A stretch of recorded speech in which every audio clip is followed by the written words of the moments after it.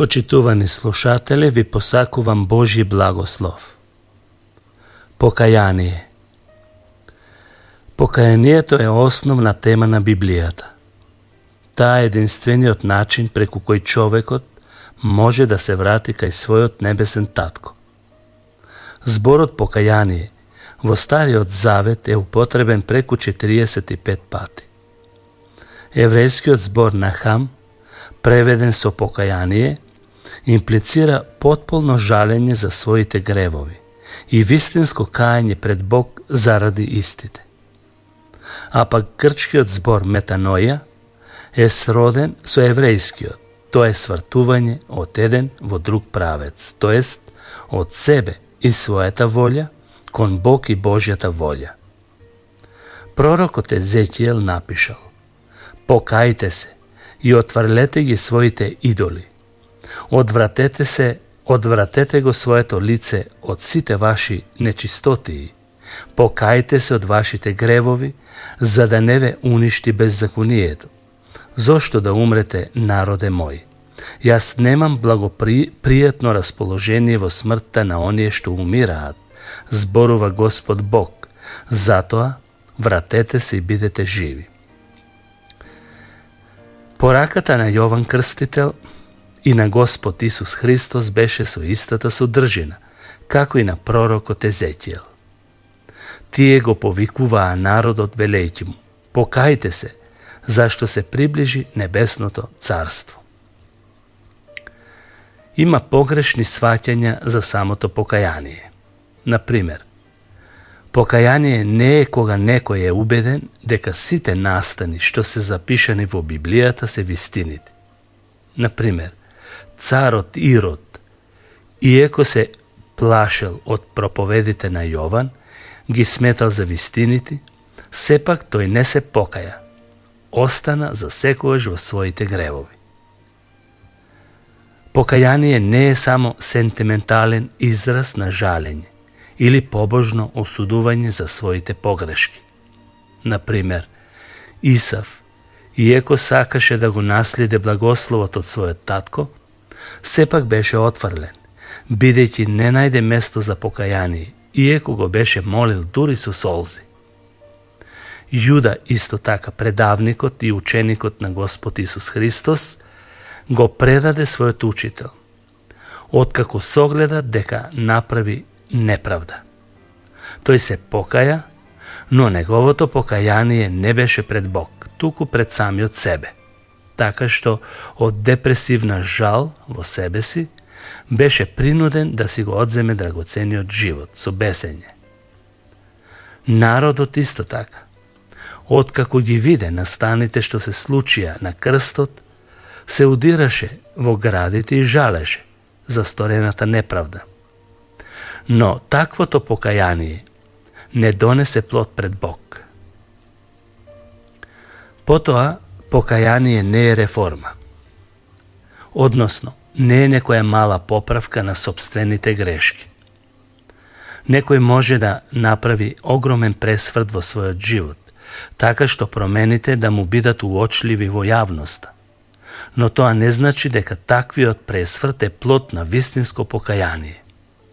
Тоа може да биде животниот процес на менување и созревање во човечкиот живот. И, четврто, покаяние не е затоа што некој ќе ги врши побожно своите обреди на својата матична, односно локална црква.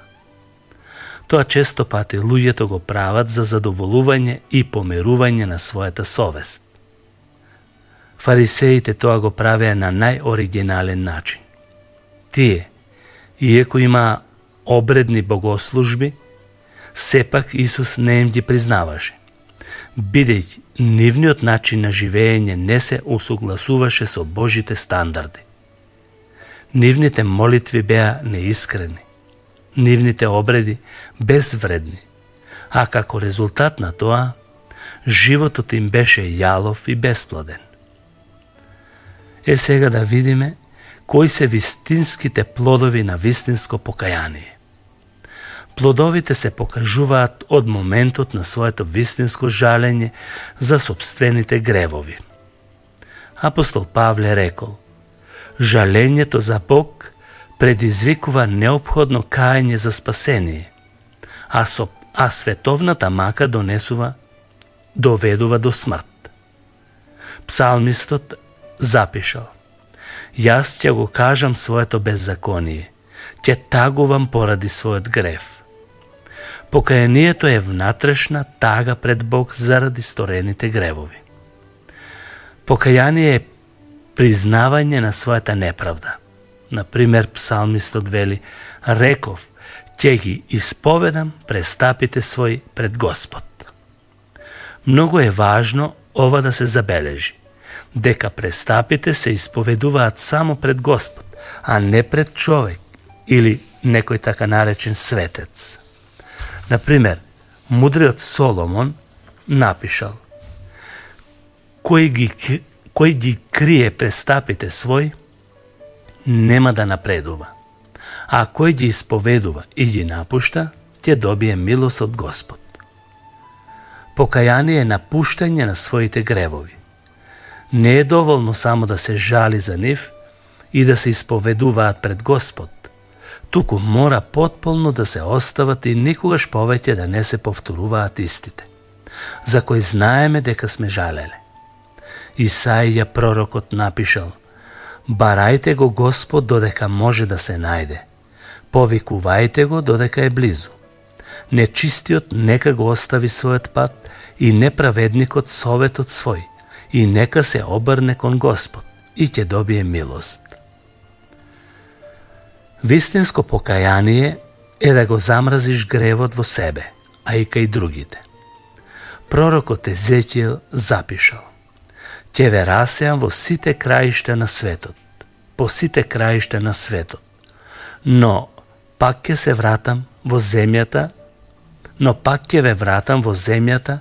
на вашите татковци. Таму ќе се сетите на вашите патишта и на сите ваши зли дела, што од нив се онечистивте.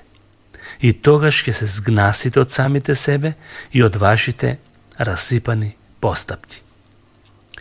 Како доаѓа и како настапува или настанува покаянието? Тоа е резултат на опресведочување или осведочување на Светиот Божи Дух. Исус рече: ќе ви го испратам утешителот, и кога ќе дојде тој, ќе го изобличи светот за грев и за правда и за суд. За грев, дека не веруваат во мене; за правда, затоа што јас си одам при својот татко и веќе нема да ме видите; и за суд, зашто принцот или кнезот на овој свет е осуден. Покаяние настанува и преку зборот на Евангелието. Библијата е жив збор. Кога човек ја чита, не може да остане рамнодушен. Зборовите нејзини бодат како со нож. Кога на денот на Педесетницата или Духов ден, Петар му зборуваше на народот, тие од пораката беа толку нажалени или прободени во своите срца, што рекоа: што да правиме за да се спасиме? Одговорот беше: покајте се. Значи, во зборот е силата. Зборот кој е воден преку Светиот Дух. Покаянието е Божи дар. Тоа не е човечка заслуга, за да не се пофали ниту еден човек. Бог го воскресна Христос од мртвите, за да му даде покаяние и опростување на гревовите на Израелот. Но тоа не се однесува само за тој народ, туку за сите народи на земјината топка.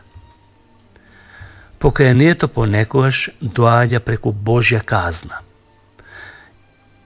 Кој јас сакам, нив ги карам и казнувам. И така, биди копнежлив и покај се. Тоа Бог го прави преку болести, сиромаштија, непријателство, неспокојство и така натаму, но пак е за наше добро. Со покаянието се допрени интелектот, емоциите и волјата. Интелектот ги прима Божите информации и ги разработува. Емоциите тогаш се менуваат, а волјата се менува за да се служи на живиот и вистински Бог.